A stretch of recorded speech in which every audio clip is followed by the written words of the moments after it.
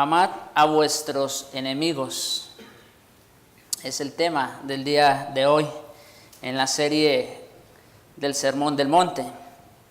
Pasamos ahora a los versículos 43 al 48, en los que tenemos la última de las 6 ilustraciones que nuestro Señor utilizó para explicar su enseñanza respecto a la ley de Dios para el hombre, en contraposición a la interpretación pervertida que hacían los escribas y fariseos.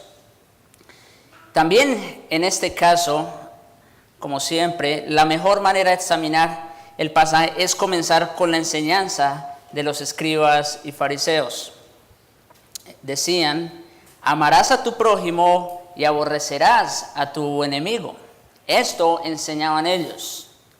Y de inmediato se pregunta uno, ¿dónde encontraron esto en el Antiguo Testamento? Normalmente los escribas y fariseos, aun con la interpretación pervertida que ellos hacían de la ley, como quiera ellos se agarraban de algunos textos o de algunos pasajes del Antiguo Testamento para sostener su falsa doctrina. Pero cuando uno lee estas palabras del Señor, que los escribas y fariseos enseñaban, amarás a tu prójimo y aborrecerás a tu enemigo, uno se pregunta, ¿y dónde encontraron ellos esto en el Antiguo Testamento? ¿Hay en él alguna afirmación que diga tal cosa? Y la respuesta es, desde luego que no, ¿verdad? Pero eso enseñaban los escribas y fariseos y lo interpretaban así, tal cual como suena. Decían que el prójimo quería decir solamente un israelita, y esto es sumamente importante. Para ellos el prójimo, ¿quiénes eran? Sus hermanos, según la sangre. Los judíos eran los únicos, ellos eran su prójimo. Enseñaban pues a los judíos a amar a los judíos, pero les decían también que a los demás tenían que considerarlos no solo como extraños, sino como enemigos. Imagínense a qué grado había llegado la enseñanza de estas personas, de estos religiosos. Los demás había que considerarlos como enemigos. De hecho, llegaron incluso a indicar que era asunto suyo, casi su derecho y deber, odiar a esa gente, odiar a los que no eran de la misma raza, a los que no eran judíos. Los judíos consideraban a todos los demás como perros, y muchos gentiles despreciaban a los judíos. Por eso, ustedes habrán escuchado eso, ¿verdad? Asimismo tenían a los gentiles y a todos los demás que no eran judíos. Había este terrible muro de separación que dividía al mundo y producía con ello una intensa animosidad. Había pues muchos entre los celosos, escribas y fariseos, que pensaban que honraban a Dios, despreciando a todos los que no eran judíos. Pensaban que debían odiar a sus enemigos. Y ellos pensaban que de esa manera honraban a su Dios. En nuestros días sería algo parecido a lo que hacen los musulmanes, los extremistas radicales, que ellos piensan que honran a su Dios haciendo lo que hacen, ¿no? Bueno, claro, los judíos no llegaron a tal punto, pero ellos decían o enseñaban, los religiosos, que odiando a los demás, a los enemigos del pueblo, estaban honrando al Señor porque también eran enemigos de Dios. Pero estas dos afirmaciones no se hallan juntas en ningún pasaje del Antiguo Testamento. No obstante esto, algo se puede decir en favor de la enseñanza de los escribas y fariseos. No sorprende, en un sentido, que enseñaran lo que enseñaban y que trataran de justificarlo con la Escritura. Uno puede decir, momento, en el Antiguo Testamento no vemos por ninguna parte una afirmación como la que ellos estaban haciendo o como la que estaban enseñando. Entonces, ¿cómo puede ser que la Escritura en alguna manera justificara su mala interpretación? Debemos decir esto no porque queramos excusar los crímenes o las falsas enseñanzas de los escribas y fariseos, sino porque este punto con frecuencia ha producido y sigue produciendo dificultades considerables en la mente de muchos cristianos hasta el día de hoy. En ningún pasaje del Antiguo Testamento, repito, encontramos juntas, amarás a tu prójimo y aborrecerás a tu enemigo. Pero sí encontramos muchas afirmaciones que pueden haber alentado a esa gente a odiar a sus enemigos. Y vamos a examinar algunas porque es importante que tomemos en cuenta esto. Cuando los judíos entraron a la tierra prometida, por ejemplo, a Canaán, Dios les ordenó, como ustedes saben, que exterminaran a los cananeos. ¿Recuerdan? Cuando Josué, en cabeza de Israel, ordenó que exterminaran a toda esa gente. Ordenó que exterminaran a todos los cananeos, a los heteos, a los gergeseos, a todos los que habitaban esa tierra. Dios mandó que los exterminaran por completo.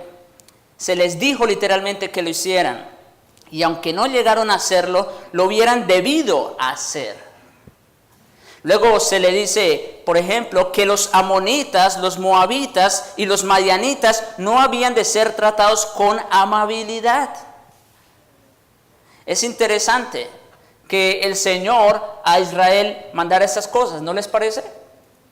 ¿Cómo puede ser que un Dios que es lleno de gracia y amor mandara a su pueblo a tratar mal o a hacer guerra o a exterminar otras naciones? Este fue el mandato específico de Dios. Luego leemos que había que borrar por completo la memoria de los amalecitas por ciertas cosas que habían hecho. Ustedes recordarán cuando Dios le manda a Saúl a que vaya a hacer la guerra con Amalec y que no deje nada vivo. ¿Recuerdan? Que no dejaran ninguna persona, ni animales, ni nada. Y Saúl desobedeció al Señor en ese caso, ustedes saben, y eso le costó todo prácticamente, su posición, su vida y todo lo demás. No solo esto, era parte de la ley de Dios que si alguien mataba a otro, el pariente del difunto podía matar al homicida si podía atraparlo antes de que entrara a una de las ciudades de refugio, que precisamente por eso se hicieron las ciudades de refugio, porque si el familiar de la persona que lo había matado lo encontraba por ahí, podía matarlo y era legal, vamos a decirlo. Por eso la persona que mataba a alguien, ¿qué tenía que hacer? Tenía que irse corriendo a buscar las ciudades de refugio, porque ya una vez que estuvieran allá, ahí sí ya no podían hacer nada. Pero en cierta manera vemos que la ley está legitimando esos asuntos.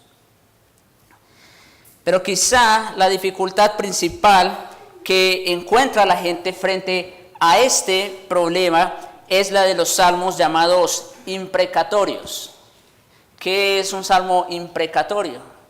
Bueno, la palabra imprecatorio precisamente significa el deseo de una persona porque a otra le ocurra el mal.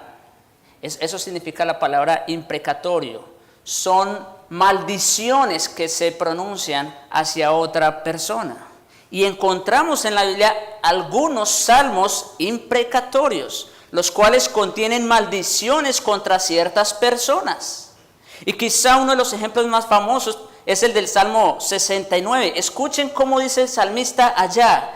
Dice de la siguiente manera: sean oscurecidos sus ojos para que no vean, y haz temblar continuamente sus lomos. Derrama sobre ellos tu ira, y el furor de tu enojo los alcance. Sea su palacio asolado, en sus tiendas no haya morador.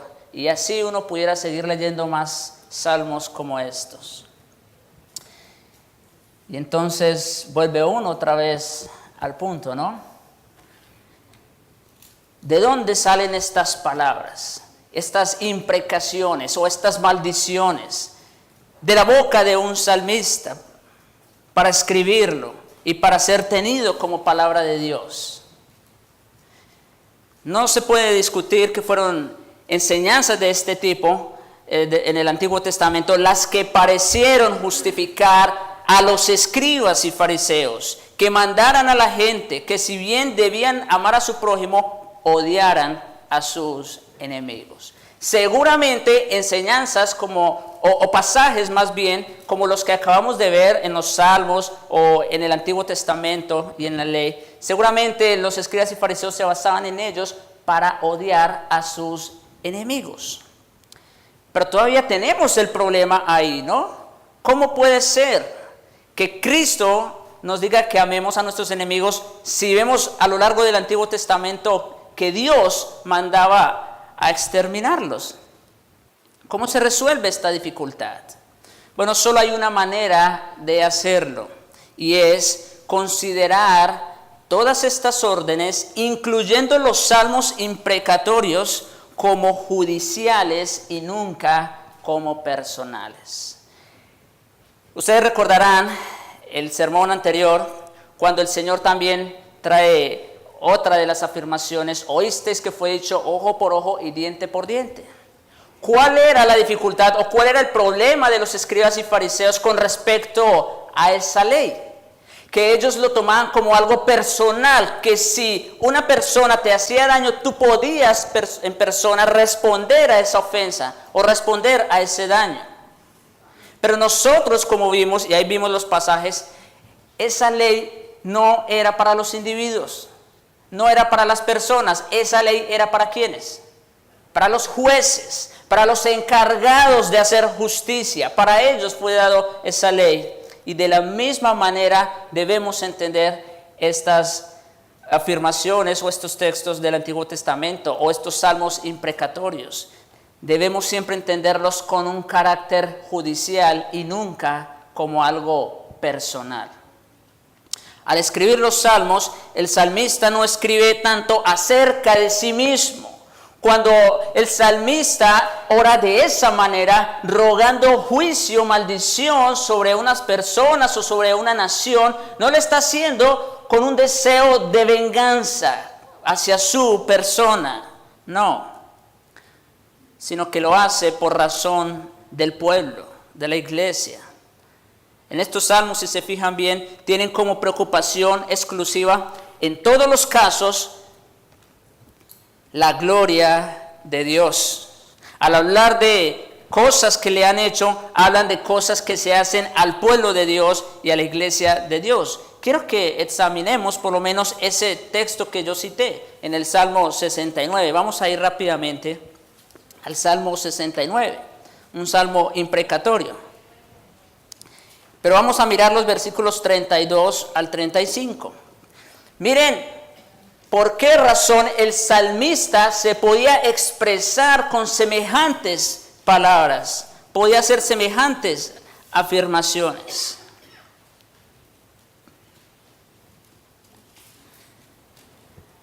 Versículo 32. Dice: lo verán los oprimidos y se gozarán. Buscad a Dios y vivirá vuestro corazón, porque Jehová oye a los menesterosos y no menosprecia a sus prisioneros. Note, ¿de quién está hablando aquí? Está hablando de su pueblo, los menesterosos, los prisioneros. Versículo 34, alábenle los cielos y la tierra. Aquí vemos algo también interesante. Alábenle los cielos y la tierra, los mares y todo lo que se mueve en ellos, porque Dios salvará a Sión y reedificará las ciudades de Judá y habitarán allí y la poseerán. ¿Qué razones vemos en estos versículos de por qué el salmista a lo largo de ese salmo se expresa de una manera imprecatoria contra sus enemigos? Bueno, por lo menos dos cosas vemos aquí. Una es el honor de Dios lo que le preocupa. El honor de Dios, la gloria de Dios. Cuando una persona, vamos a decir, se molesta o se enoja por defender el honor y la gloria de Dios, esa ira o ese enojo es justificado. Ustedes recordarán al Señor Jesús, una de las pocas veces que lo vimos tan molesto y tan enojado cuando llegó al templo a desatar cuerdas y a tumbar mesas y a hacer todo lo que hizo. ¿Por qué? Porque habían hecho de la casa de Dios cueva de ladrones. Eso sí molestó, eso sí irritó a nuestro Señor Jesucristo. Y esa sí es una de las razones entonces para responder en esa manera, el honor de Dios. Pero la otra es el celo por la casa de Dios, lo que le impulsa a decir esas cosas. Mira otra vez el versículo 35. Porque Dios salvará a Sión y reedificará las ciudades de Judá y habitarán allí y la poseerán. Entonces vemos que estas órdenes o estos salmos imprecatorios, estos tipos de cosas que vemos en el Antiguo Testamento, se hacían no como algo personal meramente, sino que era algo de tipo judicial. Aquí están defendiendo el honor de Dios, la gloria de Dios, y por otro lado está el celo por la casa del Señor, por el pueblo de Dios, la iglesia. Pero quizás se puede expresar mejor así. Si no aceptamos el principio que dice que todas estas interpretaciones tienen carácter judicial, entonces de inmediato se encuentra uno en un problema insoluble, o sea que no tiene una solución respecto a amar a los enemigos. Porque el Señor Jesucristo nos dice en este pasaje que los amemos. ¿Cómo reconciliamos las dos cosas? ¿Cómo reconcilia uno la exhortación de amar a los enemigos con estas maldiciones que pronunció sobre los fariseos y con todas las otras cosas que dijo acerca de ellos? Ustedes recordarán cuántas veces el Señor contradijo, y no solamente contradijo, sino que maldijo a los escribas y fariseos. Y uno pudiera otra vez preguntar, cuestionar al Señor: ¿cómo, Señor, tú nos mandas que amemos a nuestros enemigos mientras tú por otro lado estás maldiciendo a esta gente? ¿No les parece interesante la pregunta? Es importante hacerla. O veámoslo desde otro ángulo. En este pasaje nuestro Señor nos dice que amemos a nuestros enemigos, porque dice: esto es lo que hace precisamente Dios, para que seáis hijos de vuestro Padre que está en los cielos, que hace salir su sol sobre malos y buenos y que hace llover sobre justos e injustos. Hay quienes han dicho, hay quienes han interpretado esto en el sentido de que el amor de Dios es absolutamente universal y que no importa que uno peque o no. Todos van a ir al cielo porque Dios es amor. Y como Dios es amor, pues nunca va a castigar. Pero eso es negar la enseñanza bíblica por completo. Seguimos con el problema todavía, ¿no es cierto? Tenemos al Señor Jesucristo mandándonos a amar a nuestros enemigos. ¿Cómo podemos salir de ese problema? ¿Cómo podemos resolver? Ustedes sabrán que las veces que el Señor se dirigió a los escribas y fariseos, el Señor no lo hizo porque estuvieran atacando a su persona.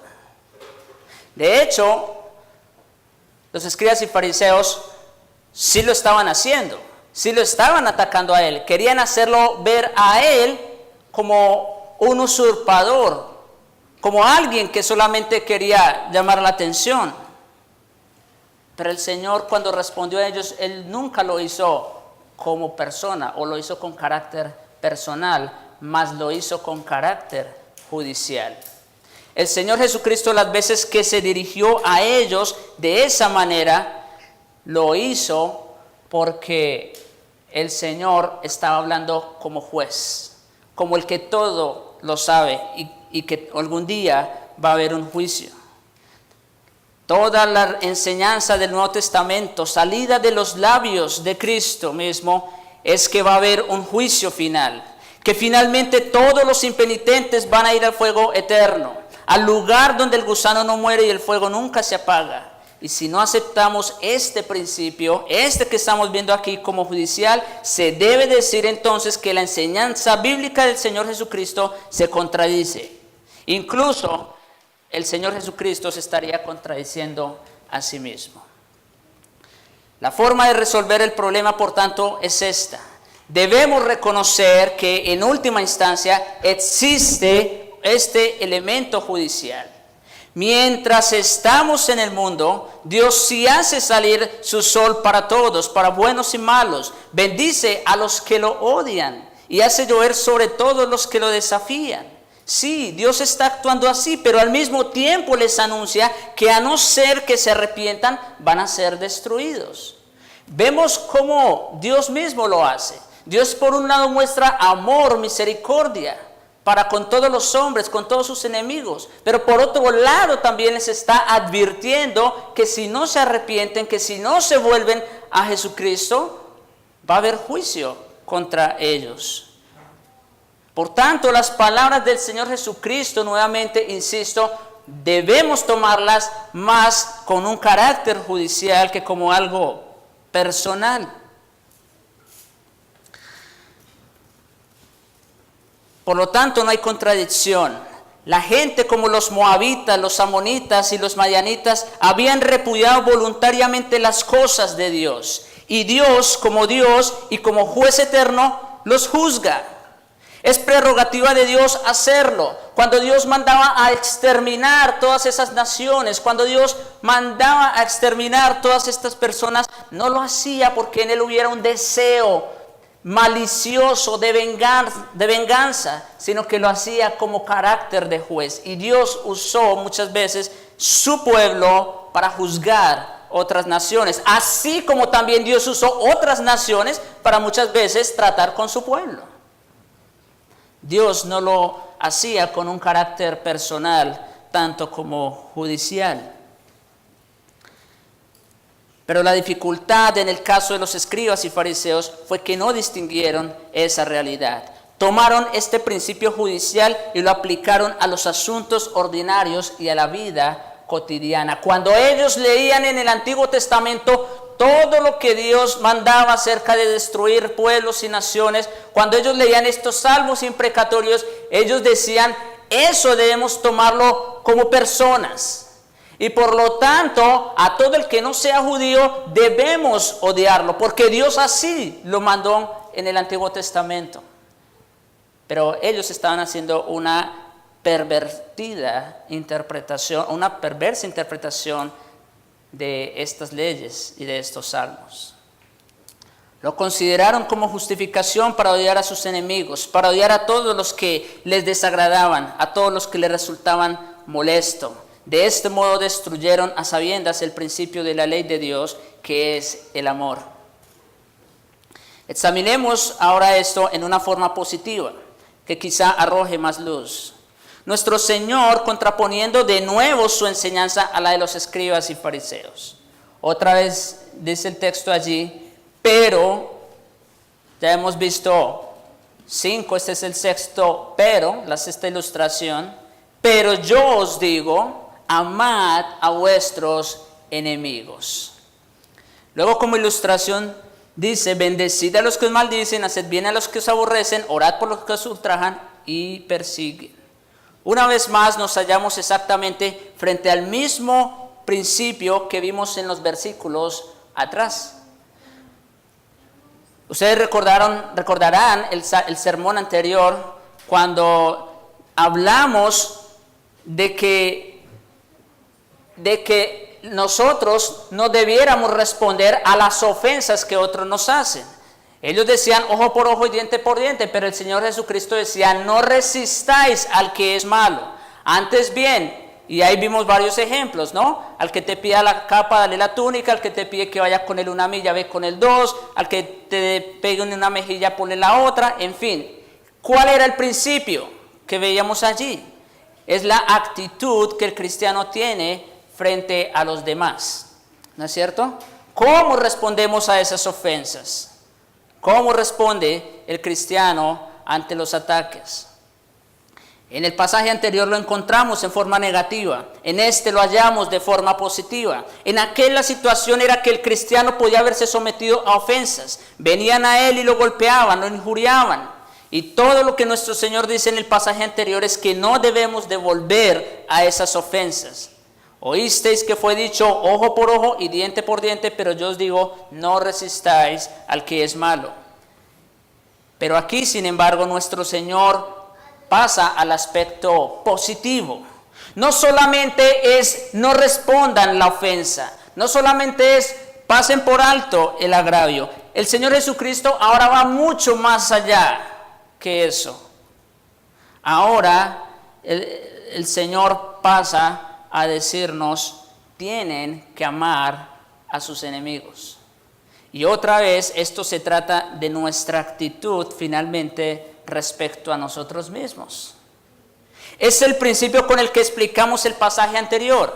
Lo único que da fuerza al hombre para no devolverle a la otra persona, para presentar la otra mejilla, ir otra milla, para dar la capa además de la túnica cuando se la exigen por la fuerza y para ayudar a los que están en necesidad. Lo vital es que el hombre debe morir a sí mismo, dijimos la vez pasada, y así terminábamos el sermón. Morir a los intereses propios, morir a la preocupación de sí mismo, morir a sus derechos, a todo lo que es.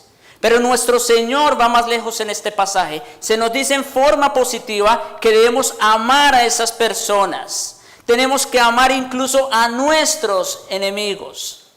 No es solamente que no tenemos que tomar represalias, sino que debemos tener una actitud positiva para con ellos. Y esto seguramente choca con la mente de nosotros. ¿Cómo el Señor me pide no solo que no le devuelva la ofensa a los que me hacen el mal, sino que además el Señor ahora me pide que los ame y que los trate bien? ¿No les parece eso chocante? Ahora, seguramente es fácil decir, no, pues el Señor Jesucristo lo está enseñando, pues así es. Sí, así es. Pero si vamos a la práctica, así no es. ¿No es verdad? Ese es el problema. No es solamente que no tenemos que tomar esas represalias, como digo. Nuestro Señor se esfuerza en hacernos ver que el prójimo debe por necesidad incluir también a los enemigos. La mejor manera de comprenderlo es verlo en forma de una serie de principios. Es la enseñanza más elevada que podemos encontrar en este pasaje. Mire cómo termina el texto, ustedes pueden verlo ahí. Cómo termina ese pasaje diciendo, sed pues vosotros perfectos, como vuestro Padre que está en los cielos es perfecto. Y uno puede preguntar aquí, ¿a qué se refiere esa perfección que está hablando el Señor Jesucristo allí?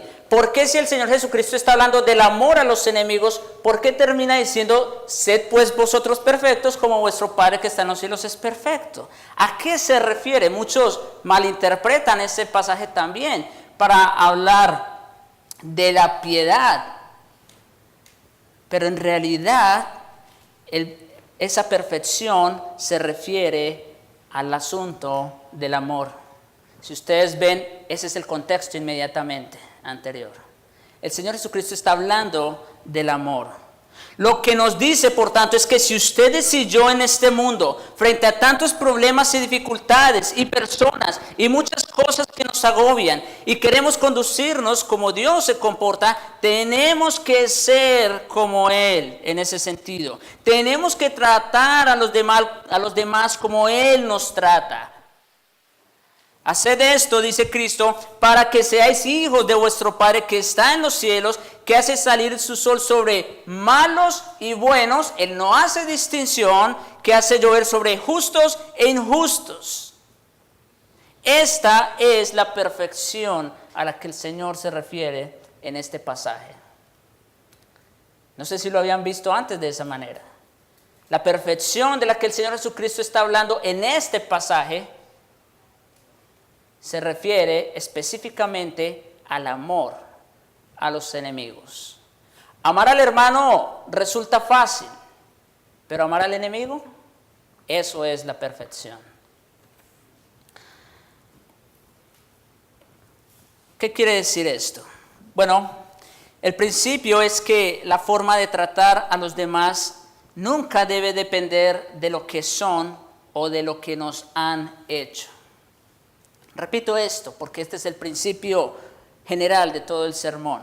La forma de tratar a los demás nunca debe depender de lo que son o de lo que nos han hecho. Debe estar gobernada por la forma en que los vemos y en que vemos su condición. Este es el principio que enuncia. Hay personas malas e injustas. Sin embargo, Dios envía sobre ellas lluvia y hace salir que el sol salga sobre ellas. Sus cosechas producen frutos buenos como la de los otros. Gozan ciertos bienes en la vida y reciben lo que se llama la gracia común. El Señor no hace distinción. El Señor no solamente bendice los frutos o las cosechas de los santos, el Señor también bendice la de los pecadores. Y eso es gracia que Dios tiene con todos los hombres. Entonces, podemos concluir aquí que Dios definitivamente sí ama a sus enemigos. Todo este mundo que se ha alejado, que se ha pervertido en sus propias concupiscencias, y Dios todavía les muestra misericordia. Eso es amor para con los enemigos. Dios bendice no solo los esfuerzos del agricultor cristiano, no, bendice del mismo modo los esfuerzos del malo, del injusto.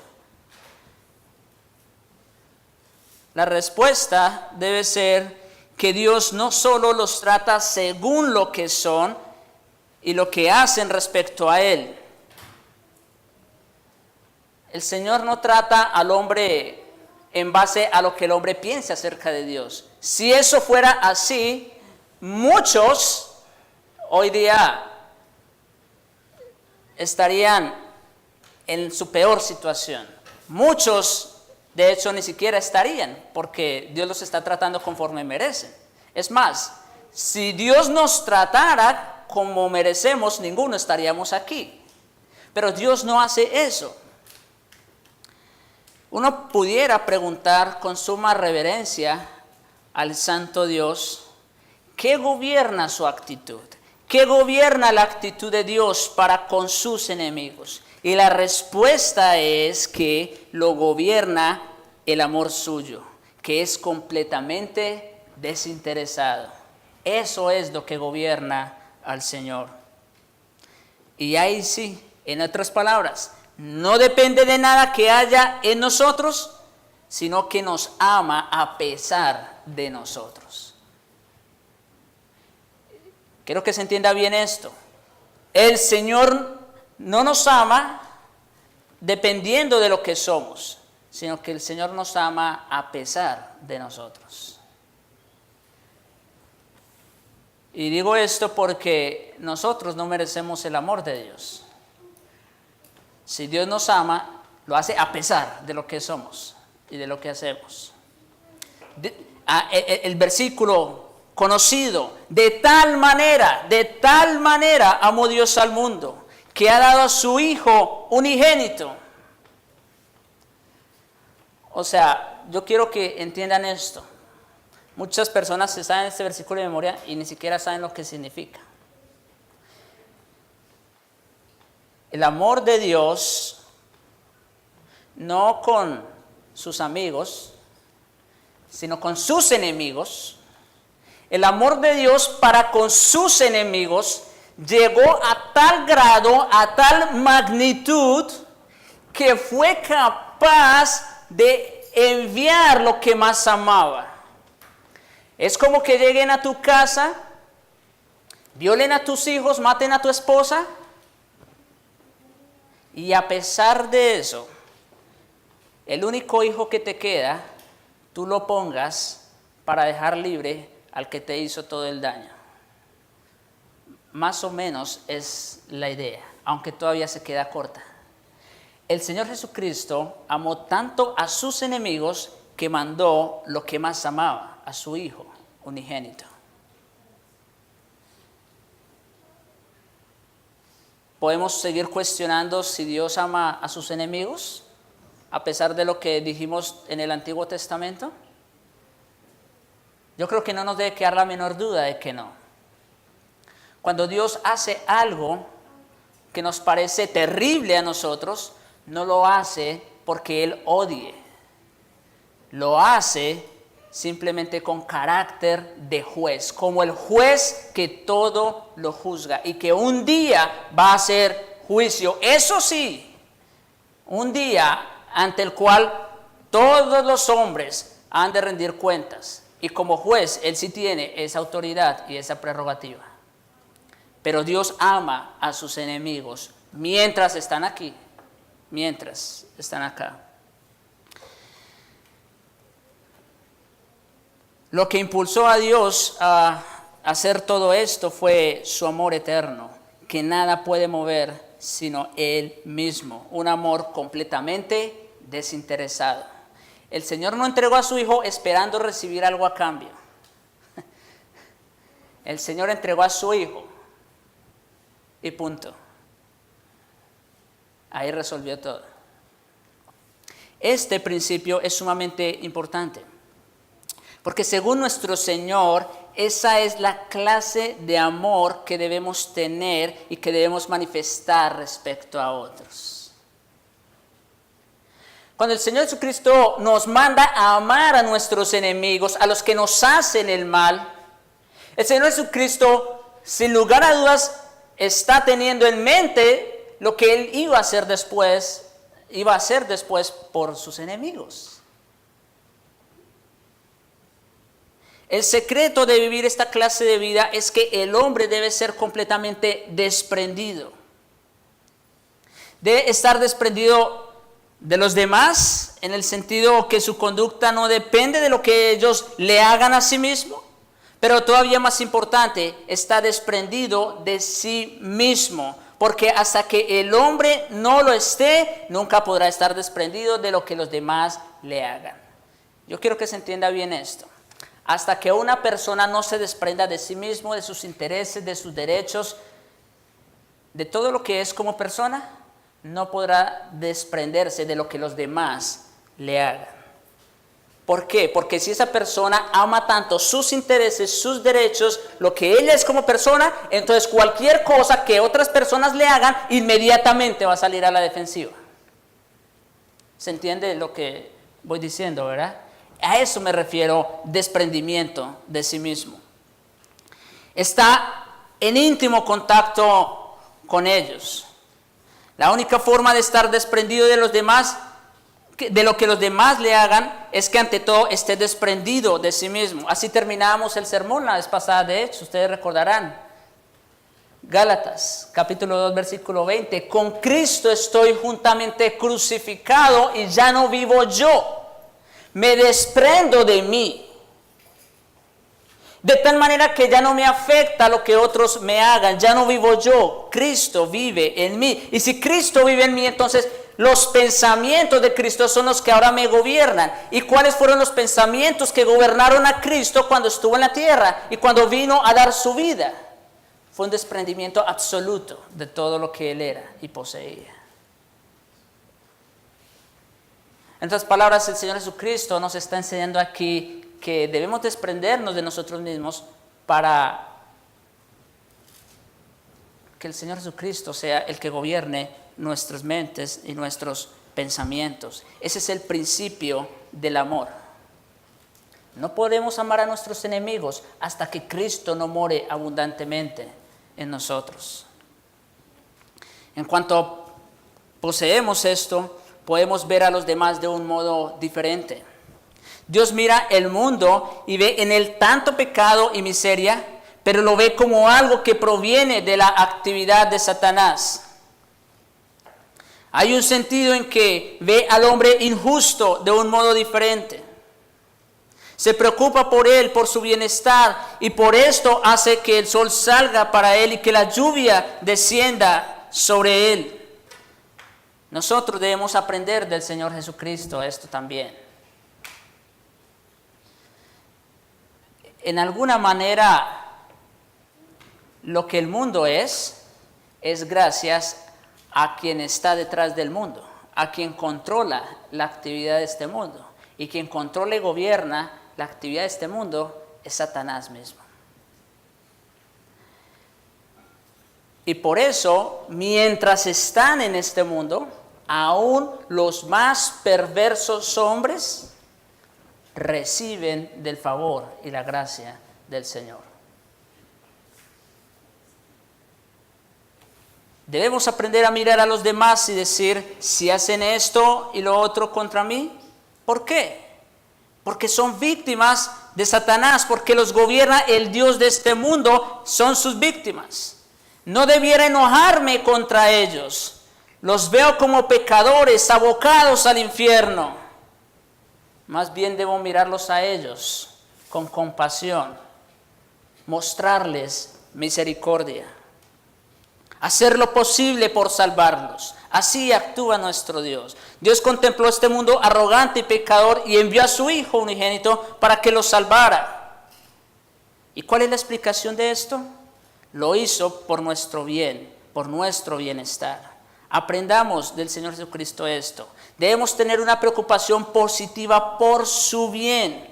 En cuanto comenzamos a pensar así, no es difícil hacer lo que Dios nos pide que hagamos.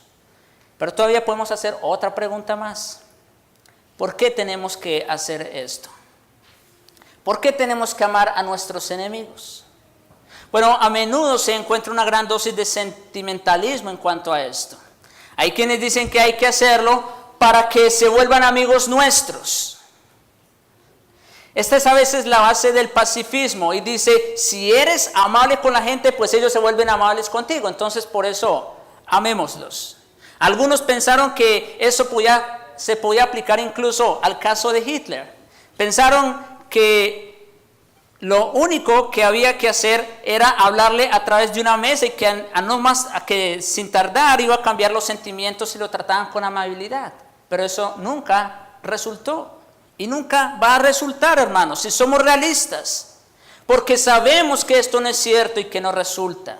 Nuestra acción no tiene como objetivo conseguir que se vuelvan nuestros amigos. Debemos hacerlo por una sola razón. No porque vayamos a poder redimirlos o hacer algo por ellos, sino porque de este modo podremos manifestarle el amor de Dios. Hermanos y amigos, la única razón por la que este mundo todavía no ha sido consumido en fuego, como el Señor dijo que así va a ser un día, pero la única razón por la que todavía no ha pasado eso,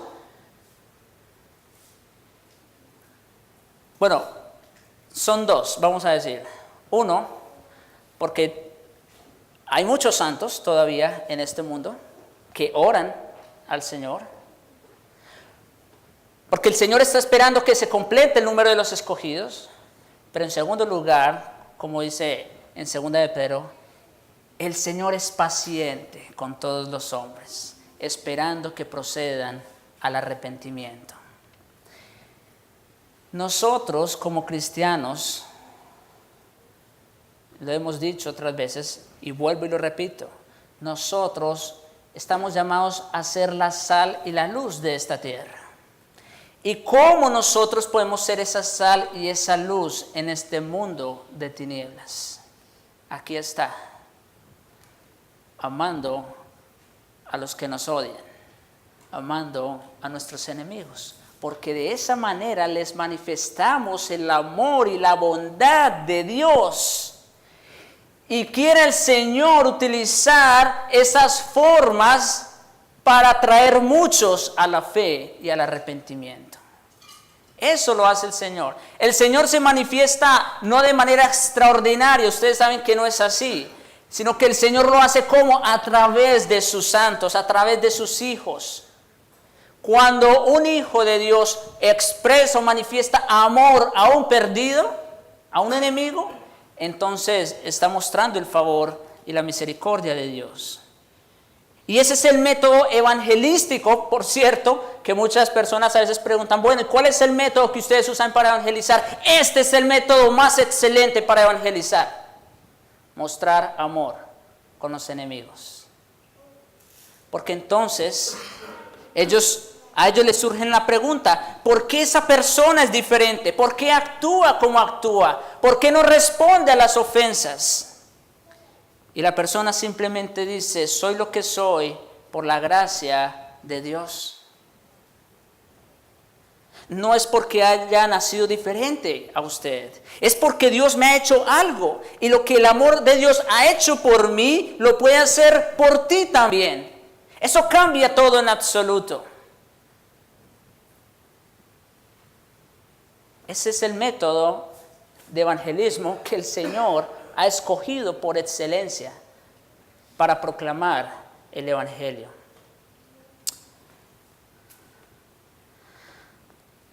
Ahora, yendo un poco más a la práctica, surge la pregunta, ¿cómo podemos manifestar este amor en los contactos con otras personas? Ok, está claro que tenemos que amar a nuestros enemigos.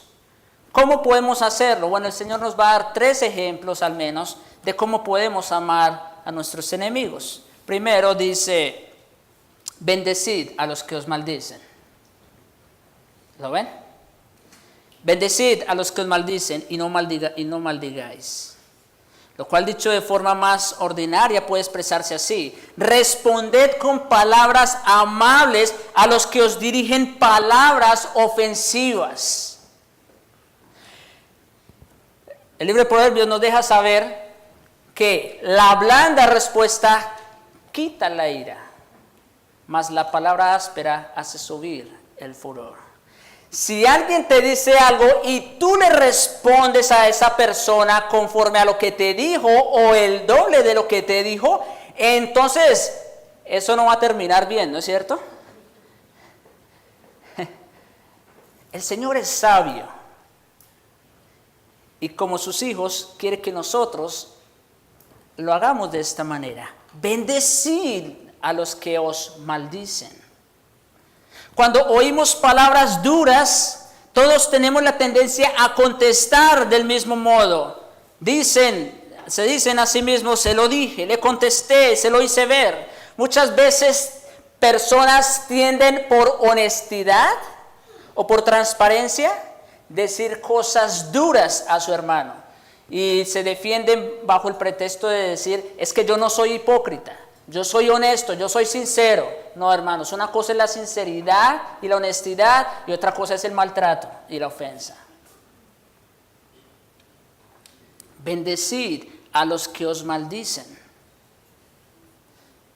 Pero nuestra norma debe ser esas palabras amables en vez de ásperas. Miren el ejemplo de nuestro Señor, por allí, Primera de Pedro, voy a ir rápido. Primera de Pedro, capítulo 2, versículo 21. Dice allí, pues para esto fuisteis llamados, porque también Cristo padeció por nosotros, dejándonos ejemplo. Noten, sí, Cristo ya lo hizo todo por nosotros. Nosotros no tenemos que hacer nada para ganarnos el favor de Dios. Pero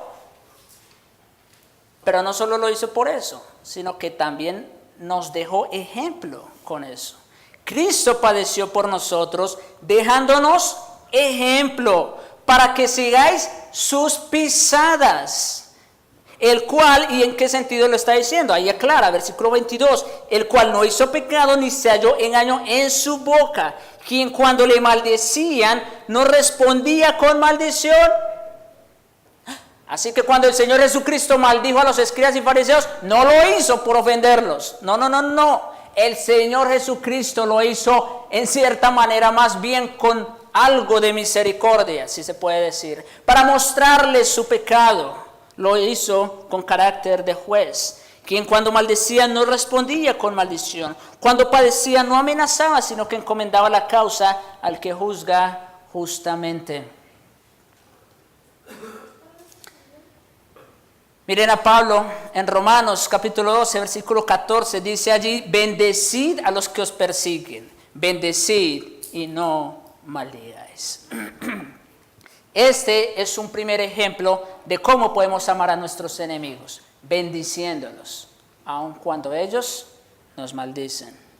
En segundo lugar, dice el Señor Jesucristo, haced bien a los que os aborrecen.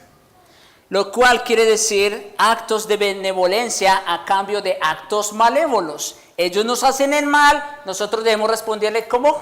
Haciéndoles el bien. Cuando alguien se ha mostrado realmente malévolo y cruel con nosotros, no debemos contestar con la misma moneda. Antes bien debemos responder con actos benévolos. Aunque ese agricultor quizá odie a Dios, sea injusto y pecador y se haya rebelado contra el santo Dios, Dios sigue haciendo que el sol salga para él y que la lluvia venga para él. No por eso Dios le va a quitar el sol. Actos benévolos a cambio de actos crueles. Vamos a Romanos 12. Rápidamente. Romanos capítulo 12. Versículo 17 en adelante. Dice allí el apóstol Pablo: no paguéis a nadie mal por mal. Oye, esto parecen las mismas palabras del Señor, solo que en boca del apóstol Pablo. No paguéis a nadie mal por mal. Procurad lo bueno delante de todos los hombres. Si es posible, oye lo que dice, si es posible, en cuanto dependa de ustedes, estad en paz con todos los hombres. Hermanos, que si alguien te aborrece o no te quiere o lo que sea, que no sea por causa tuya, que sea asunto de él. Pero en cuanto dependa de ustedes, procurad estar en paz con todos los hombres. No os venguéis, otra vez, no al espíritu vengativo. No os venguéis vosotros mismos, amados míos, sino dejad lugar a la ira de Dios. Porque escrito está: mía es la venganza, yo pagaré, dice el Señor. Y el Señor sí puede vengar. Ya dijimos, no como algo personal, sino como el juez que todo lo juzga. Por eso Él dice: eso déjenmelo a mí, yo me encargo de eso, ustedes encárguense de amar. Versículo 20. Aquí termina el asunto. Así que, si tu enemigo tuviere hambre, dale de comer. Si tuviere sed, dale de beber. ¿Quieren saber cómo vamos a los enemigos? Haciendo esto.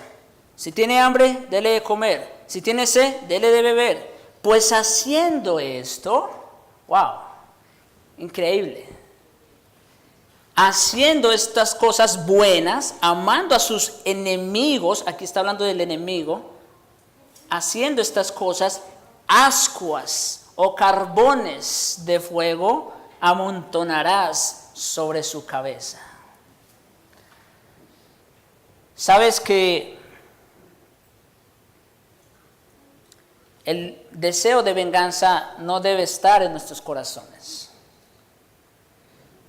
Pero aún con todo y eso, cuando nosotros amamos a nuestros enemigos y les hacemos el bien, en alguna manera los estamos ya juzgando.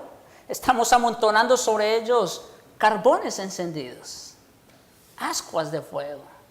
El Señor en el día de juicio les va a recordar a todas esas personas tanta bondad y misericordia que les manifestó a través de sus santos. Y eso los va a remorder por los siglos de los siglos. Ascuas de fuego amontonarás sobre su cabeza. Así que, versículo 21, no seas vencido de lo malo, sino vence con el bien el mal. ¿Cuál es la mejor manera de vencer al mal? Haciendo el bien. Y por fin, tercer ejemplo que el Señor dice acerca del amor a los enemigos, dice: orad por los que os ultrajan y os persiguen. En otras palabras, cuando otra persona nos persigue con saña, es decir, que está dispuesta a hacernos el daño, a hacernos mal, debemos orar por ella. Debemos caer de rodillas y hablar con nosotros mismos y luego con Dios, en lugar de mostrarnos amargados. Entonces debemos seguir pensando en ellos hasta que los veamos de tal modo que sintamos compasión por estas personas, hasta que los veamos camino a la condenación y por fin sintamos tanta compasión por ellos que no solo no nos quede tiempo para sentir pena de nosotros mismos, sino hasta que sintamos tanta compasión por ellos que de hecho comencemos a orar por estas personas. ¿Cuántos de ustedes oran por sus enemigos? ¿Cuántos oramos por ellos? Piensen en esto, hermano. Piensen en una persona que tiene una enfermedad terminal, que le quedan pocos días de vida. Y esa persona en su angustia y en su dolor reacciona de muchas maneras. Maneras que no nos van a gustar a nosotros. Pero ¿qué les parece a ustedes si yo le respondo a esa persona de la misma manera? ¿Cómo me voy a ver yo? ¡Wow! ¡Qué bajo y caído! ¿No es cierto? Yo sé la condición en la que está esa persona. Ella quizá ni lo sabe, pero yo sí. Por lo tanto, yo no puedo rebajarme a semejante conducta, semejante comportamiento.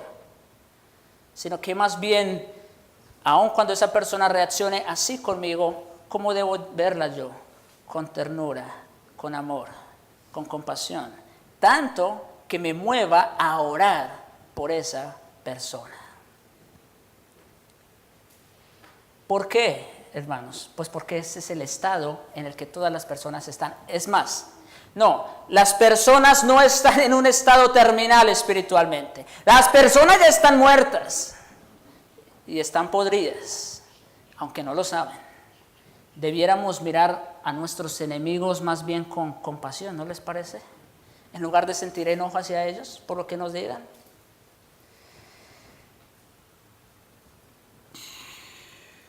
Esta es la forma en que debemos probarnos. Oramos por los que nos persiguen y nos muestran desprecio. Piden a Dios para que tenga misericordia de ellos y que no los castigue. Piden a Dios que salve sus almas y les abra los ojos antes que sea demasiado tarde. ¿Se sienten realmente preocupados por ellos? Esto fue lo que trajo a Cristo a la tierra y lo envió a la cruz. Se preocupó tanto por nosotros. ¡Wow! Esto es fenomenal. Cristo se preocupó tanto por nosotros que dejó de pensar en sí mismo.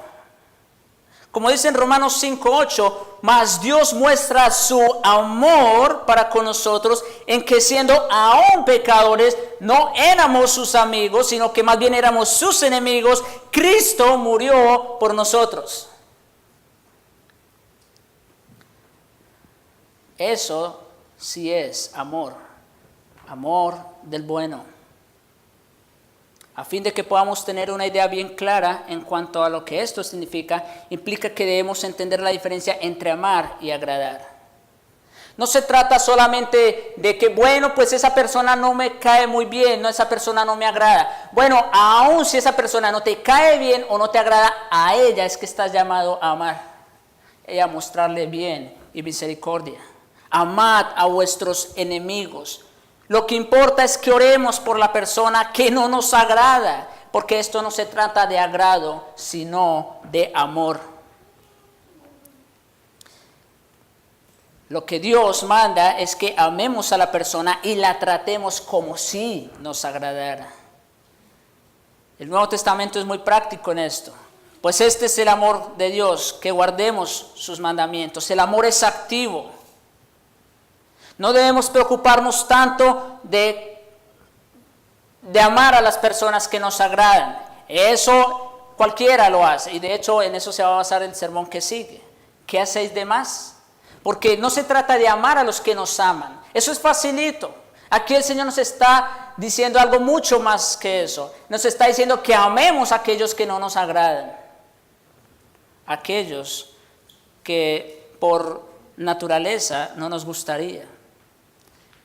El samaritano, la parábola del samaritano es un gran ejemplo. Los judíos, ustedes recuerdan, odiaban a todo el que no era judío, lo dijimos hace un momento. Y ante la pregunta, ¿quién es mi prójimo?, el Señor Jesús les responde.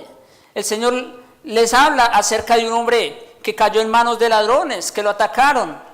Y varios judíos pasaron y lo vieron.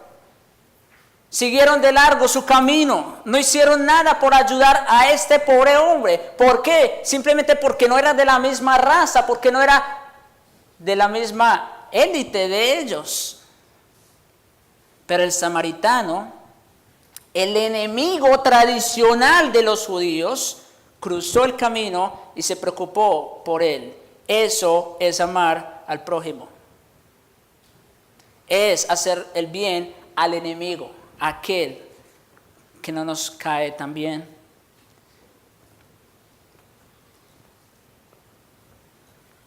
Quiero ya ir cerrando con dos cosas más.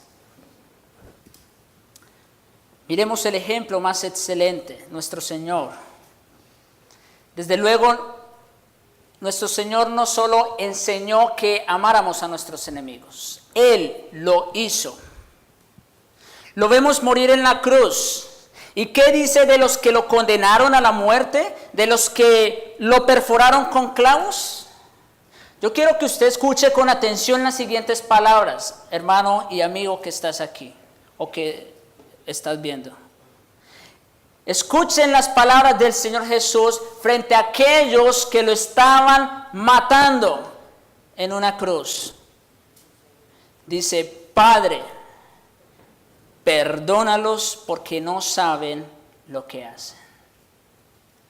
El Señor Jesucristo, siendo Dios mismo, hubiese podido decir, Padre, manda fuego y consúmelos, ¿verdad?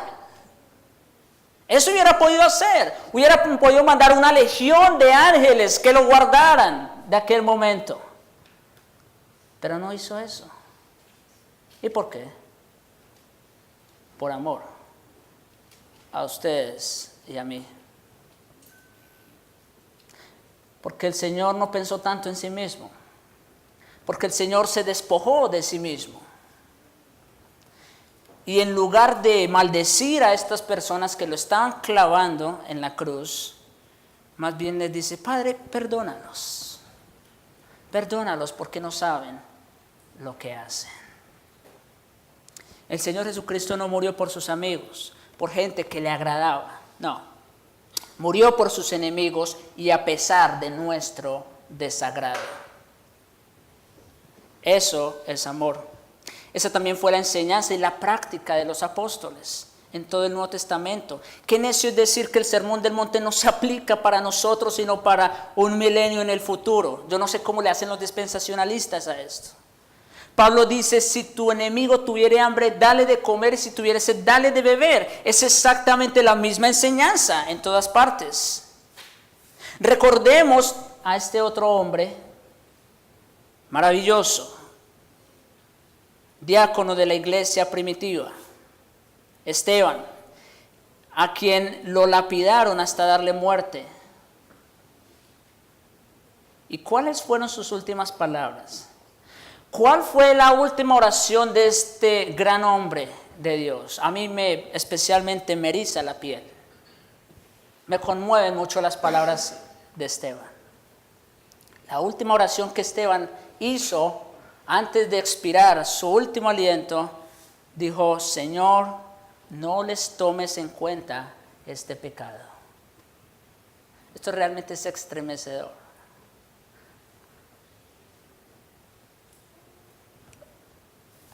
Orar a Dios de esa manera por las personas que lo están matando, no, eso no lo puede hacer cualquiera. Eso realmente tiene que venir de Dios.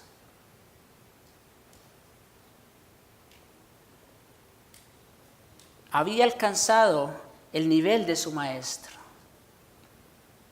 Ama como Dios en el cielo ama a este mundo pecador. Debemos amar a nuestros enemigos y hacer el bien a los que nos odian y orar por los que nos ultrajan y nos persiguen. Así hemos de ser. Es más, lo digo aquí con todo el poder que el Señor me da para decirlo. Podemos ser así. ¿Cómo podemos ser así? El Espíritu Santo. El espíritu de amor, gozo y paz se nos da. De modo que si no somos así, no tenemos excusa y estamos deshonrando a nuestro bendito y glorioso Señor. Si no respondemos en la misma manera que respondió el Señor Jesucristo y en la misma manera que respondió Esteban y en la misma manera que han respondido muchos otros a través de la historia, entonces no tenemos excusa y estamos deshonrando a Jesucristo. Eso puede ser uno. O la otra puede ser que simplemente no tengas a este espíritu. Porque el espíritu en esencia es eso, es amor, es gozo, es paz. Y si tú no amas a tu enemigo en la manera que Cristo lo hizo, entonces es porque probablemente ni seas cristiano.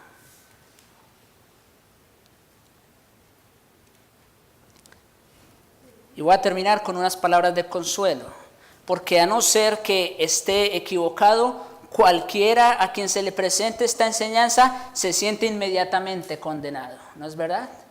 ¿Quién aquí puede estar libre y decir, no, yo sí he podido responder adecuadamente?